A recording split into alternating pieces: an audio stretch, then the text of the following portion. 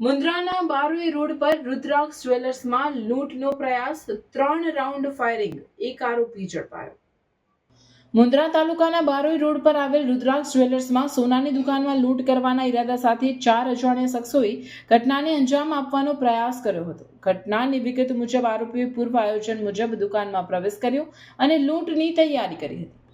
આ દરમિયાન દુકાનદારે હિંમત દાખવીને એક આરોપીને પકડી પાડ્યો હતો. પોતાનો સાથી ઝડપાઈ જતા અન્ય 3 આરોપીઓએ દુકાનમાં ભય ફેલાવવા માટે 3 રાઉન્ડ ગોળીબાર કર્યો હતો. ગોળીબારથી વિસ્તારમાં અફરાતફરી મચી ગઈ હતી, જ્યારે લોકોમાં ભયનો માહોલ સર્જાયો હતો.